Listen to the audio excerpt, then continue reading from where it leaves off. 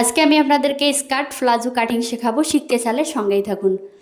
শুরুতে আমি এখানে 2-4 গ্রাম পরিমাণ কাপড় নিয়েছি। কাপড়টাকে আমি শুধু একটা লম্বায় ভাঁজ দিয়েছি, এখানে চওড়ায় কোনো ভাঁজ দেবো না। আপনারা মনোযোগ সহকারে দেখেন। এবং এক কোণা থেকে 11.5 নিলাম, আর এক কোণা থেকে 11.5 ইঞ্চি নিচ্ছি। খুবই সহজ, আপনারা ভাবতেও পারবেন না স্কার্ট প্লাজো এত সহজ।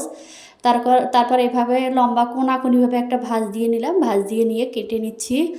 খুবই সহজ, সেলাইও কাটিংও যতটা সহজ সেলাইও ঠিক ততটাই সহজ। আপনারা মনোযোগ সহকারে দেখেন, ইনশাল্লাহ পেয়ে যাবেন। দুই দিকের বন্ধ মাথাটা খুলে নিলাম। তারপর এখন চলে যাচ্ছি, দেখেন আমি কি করব সেটা মনোযোগ সহকারে দেখেন।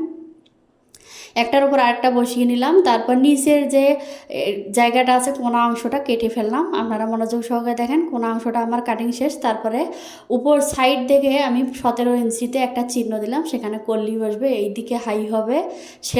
সেলাইয়ে আপনার বাকিটা বুঝতে পারবেন। তারপর এক্সট্রা যে কাপড়টা ছিল সেই কাপড়টা দিয়ে আমি কল্লি কেটে নিচ্ছি। তো আজকের মতো ভালো থাকবেন, সুস্থ থাকবেন, আল্লাহ হাফেজ।